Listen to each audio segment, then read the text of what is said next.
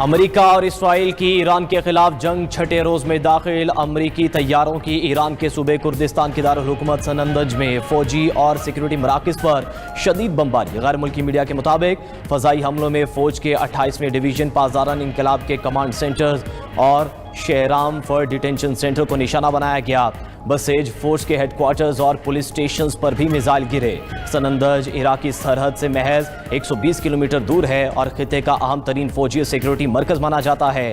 ادھر اسرائیلی آرمی نے ایرانی فائٹر جیٹ گرانے کی ویڈیو جاری کر دی۔ اسرائیلی فوج نے کہا کہ اصفہان میں ایرانی بیلسٹک میزائل تنصیب کو نشانہ بنایا۔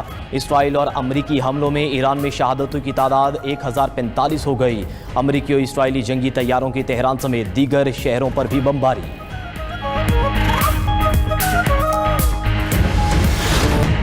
ایرانی پاسداران انقلاب کی عراقی کردوں کے خلاف بڑی کارروائی۔ کردوں کے ٹھکانوں پر میزائلوں سے حملہ کر دیا۔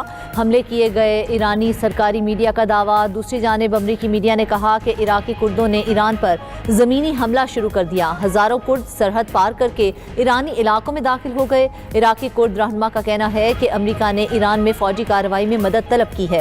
ادھر نیو یارک ٹائمز کا کہنا ہے کہ امریکی CIA کی جانب سے کردوں کو اسلحہ فراہم کیا گیا۔ دوسری جانب کردستان ڈیموکریٹک پارٹی نے امریکی حکام کا دعویٰ مسترد کر دیا۔ خطے میں بڑھتی ہوئی کشیدگی پر تشویش، کہا کردستان ریجن امریکہ، اسرائیل اور ایران کی جنگ کا حصہ نہیں۔ ایرانی وزیر خارجہ عباس عراقچی کا کرد رہنما بافل طالبانی سے رابطہ، عراقی سرحد پر دہشت گردانہ کارروائیوں سے خبردار کر دیا۔ قطر کے الحدید ایئر بیس کے قریب دھماکے، ایران کا آذربائیجان پر ڈرون سے حملہ۔ غیر ملکی میڈیا کے مطابق ایک ڈرون ناخچیوان ایئرپورٹ اور دوسرا اسکول کے قریب گرا۔ آذربائیجانی وزارت خارجہ نے واقعے کی تصدیق کرتے ہوئے ایرانی حملے کو بین الاقوامی قانون کی خلاف ورزی قرار دیا۔ کہا کہ ایرانی ڈرون حملوں نے علاقائی تناؤ میں اضافہ کر دیا ہے۔ سری لنکا کے قریب ایک اور ایرانی جہاز کی موجودگی، حملے کا خدشہ۔ سری لنکن حکام نے ایرانی جہاز کے عملے کی حفاظت کے لیے پیشگی ہنگامی اقدامات شروع کر دیے۔ سری لنکن حکام کا کہنا ہے کہ ایرانی جہاز سری لنکا کی سمندری حدود سے باہر اقتصادی زون میں ہے، قیمتی جانوں کے تحفظ کے لیے بھرپور کوشش کر رہے ہیں۔ گزشتہ روز امریکی آبدوز کے حملے میں ایرانی جنگی جہاز تباہ، ایرانی جہاز سری لنکا کے ساحل کے قریب ڈوب گیا۔ ایرانی جہاز آرس ڈینا امریکی آبدوز کے حملے کا نشانہ بنا۔ سری لنکن بحریہ کے مطابق تباہ شدہ ایرانی جہاز سے 87 ایرانیوں کی لاشیں نکال لی گئیں۔ ایرانی بحری جہاز پر موجود 32 زخمی افراد کو بچا لیا گیا۔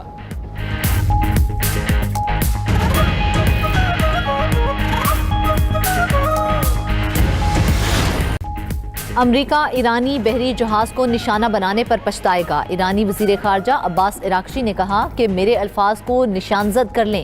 امریکہ نے ایران کے ساحل سے 2000 میل دور سمندر میں ظلم کیا۔ ایرانی فریگیٹ دینا اس وقت بھارتی بحریہ کا مہمان تھا اور اس میں 130 سیلرز سوار تھے۔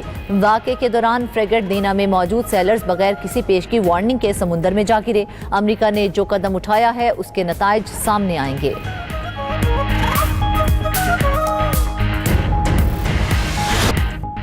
حملہ نہ کرتے تو ایران 2 ہفتوں میں ایٹمی ہتھیار بنا چکا ہوتا۔ امریکی حملے نے ایران کو جوہری معاملے پر کافی پیچھے ہٹا دیا۔ امریکی صدر کا راؤنڈ ٹیبل کانفرنس کا خطاب، کہا ہم حملہ نہ کرتے تو ایران امریکہ پر حملہ کر دیتا۔ ایرانی حملے سے پہلے ہم نے حملہ کر دیا۔ ڈونلڈ ٹرمپ نے پوری قوت سے ایران پر حملے جاری رکھنے کا اعلان بھی کر دیا۔ کہا ایرانی قیادت کا خاتمہ کر رہے ہیں۔ ایران میں جو لیڈر بننا چاہتے تھے وہ مارے گئے۔ آپریشن کے دوران ایران کے میزائلوں اور لانچروں کا صفایا کر دیا گیا۔ ایران اپنے پڑوسیوں اور اتحادیوں کو نشانہ بنا رہا ہے۔ امریکی صدر کی سابق صدر اوباما کی ایران سے جوہری ڈیل پر بھی تنقید، کہا اوباما کی ایران سے جوہری ڈیل بہت بری تھی جس میں ایران کو سب کچھ دے دیا گیا تھا۔ 4 سال قبل ایران نے ایٹمی ڈیل ختم کر دی تھی۔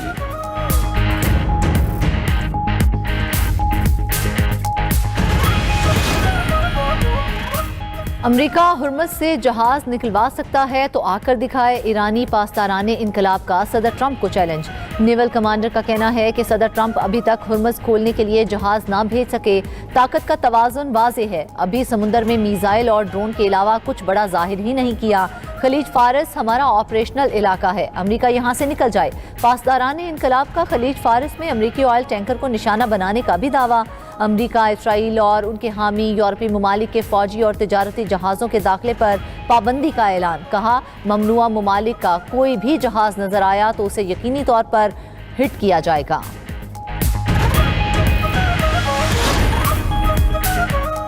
अमरीकी सदर को ईरान पर हमलों के लिए इजाज़त की ज़रूरत नहीं। अमरीकी सेनेट ने कांग्रेस से इजाज़त लेने की करारदाद मुस्तरद कर दी। अमरीकी सेनेट में करारदाद के हक में 47, मुखालिफत में 52 वोट आए। करारदाद को डेमोक्रेट्स और चंद रिपब्लिकन अराकीन की हिमायत हासिल थी। करारदाद का मकसद ईरान के खिलाफ किसी भी मुमकिना फौजी कार्रवाई के लिए कांग्रेस से पेशगी इजाज़त लेना लाजमी करार देना था।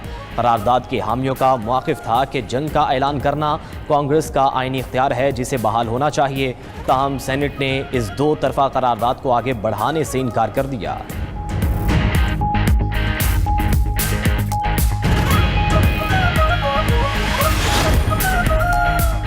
बरतानिया का कब्रस में फौजी अड्डे पर ड्रोन हमले पर ईरान को जिम्मेदार ठहराने से इनकार। बरतानिया की वजारत दिफा ने कहा कि कब्रस में ड्रोन ईरान से नहीं लॉन्च किया गया। रॉयल नेवी के वाइल्ड कैट हेलीकॉप्टर्स जल्द कब्रस भेजे जा रहे हैं ताकि फ़िज़ाई दिफा मजबूत बनाया जा सके। ड्रोन हमले के बाद कब्रस में सूरत हाल कशीदा हो गई है।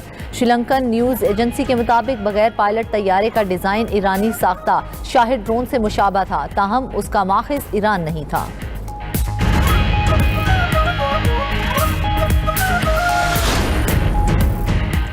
पाकिस्तान का भारत कनाडा जौहरी मुआहदे पर इज़हार तशवीश। तर्जुमान दफ्तर ख़ारजा का कहना है कि कनाडा और भारत के दरमियान यूरेनियम सप्लाई मुआहदा तय पाया है।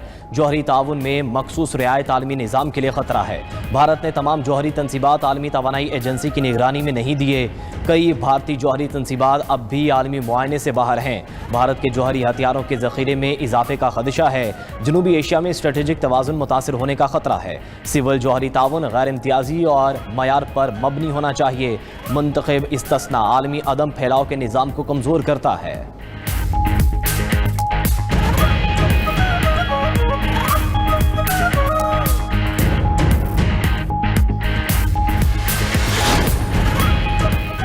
वज़ीर आज़म शहबाज शरीफ से अमीर जमात इस्लामी हाफिज़ नईमुर रहमान की क़यादत में वफ़द की मुलाकात। वफ़द को अफ़गानिस्तान, ईरान और मशरिक़ वस्ता के मौजूदा हालात पर इन कैमरा ब्रीफिंग। वफ़द को पाकिस्तान की सिफारती कोशिशों और इक़दामात पर एतमाद में लिया गया।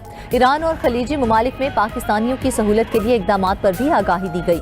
उधर वज़ीर आज़म शहबाज शरीफ से गवर्नर खैबर पख्तूनख्वा फैसल करीम कुंडी की भी मुलाकात। मौजूदा सियासी सूरत हाल और खैबर पख्तूनख्वा के हवाले से अमूर पर गुफ्तगू हुई।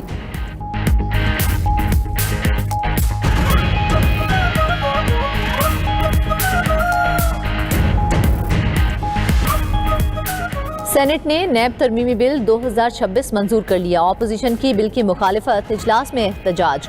नए चेयरमैन की तैनाती तक मौजूदा चेयरमैन काम जारी रखेंगे। बिल में नाकाबिले तौसी की जगह काबिले तौसी तजवीज़। नैब की करप्शन मुकदमात में पैमाना कम कर दिया गया।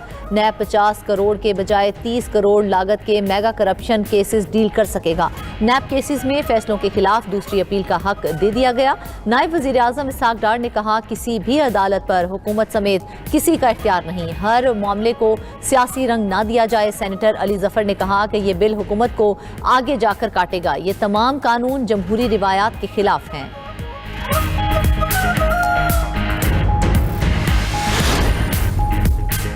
खित्ते की सूरत हाल, पेट्रोलियम मसनूआत की कीमतों में हफ्तावार तब्दीली की जाएगी। ज़राए के मुताबिक मसनूआत की इंश्योरेंस कॉस्ट और इम्पोर्ट प्रीमियम को मद्देनज़र रखा जाएगा। पेट्रोलियम स्टॉक को मुल्क की ज़रूरियात के मुताबिक रखा जाएगा। आबनाए हुर्मुज़ बंद होने से मुल्क में पेट्रोलियम मसनूआत की नई हिकमत अमली सामने आ गई। ECC को इस ज़मन में बिला ताख़ीर एक समरी इरसाल की जाएगी। हुकूमत ने कीमतों के बेलगाम होने से कबल 2 पेट्रोलियम टेंडर लॉन्च कर दिए।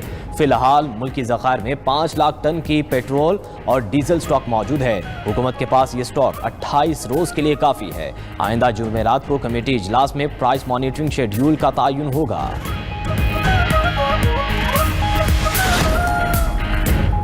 बानी PTI को इलाज के लिए शिफा इंटरनेशनल अस्पताल मुंतकिल करने की दरख्वास्त पर नोटिस जारी। इस्लामाबाद हाई कोर्ट ने डिस्ट्रिक्ट इलेक्शन कमिश्नर इस्लामाबाद को नोटिस जारी करके जवाब तलब कर लिया। बानी PTI तोशाखाना फौजदारी केस में कितनी सजा काट चुके, सुपरिटेंडेंट अडियाला जेल से रिपोर्ट तलब। जस्टिस अरबाब मोहम्मद ताहिर और जस्टिस खादिम हुसैन सोमरो ने तहरीरी हुक्मनामा जारी कर दिया। ادھر اسلام آباد ہائی کورٹ میں توشہ خانہ 2 کیس، بانی اور بشرا بی بی کی اپیلوں پر آفس اعتراضات کے ساتھ سماعت۔ بانی اور بشرا بی بی کی اپیلوں پر اعتراض ختم نہ ہو سکا، عدالت کی اعتراض ختم کرنے کے لیے نئی درخواست دائر کرنے کی ہدایت۔ کیس کی مزید سماعت غیر معینہ مدت کے لیے ملتوی۔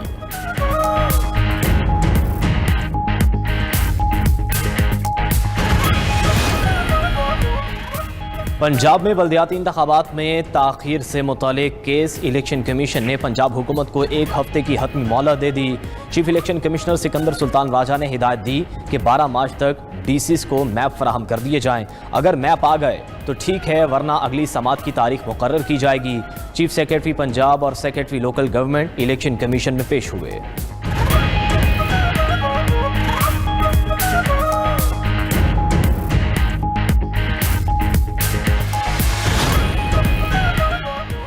پنجاب کی بیوگان اور یتیموں کے لیے وزیر اعلیٰ پنجاب رحمت کارڈ متعارف کرانے کا فیصلہ۔ وزیر اعلیٰ مریم نواز نے بیوگان اور ماں باپ کی شفقت سے محروم بچوں کے لیے رحمت کارڈ کی منظوری دے دی۔ رحمت کارڈ کے ذریعے بیوگان کو 1 لاکھ اور یتیم بچوں کو 25,000 روپے ملیں گے۔ وزیر اعلیٰ مریم نواز نے کہا کہ پنجاب میں بیوہ اب محتاج نہیں، ریاست کی ذمہ داری ہے۔ بیوہ کو خیرات نہیں، باوقار حق ملے گا۔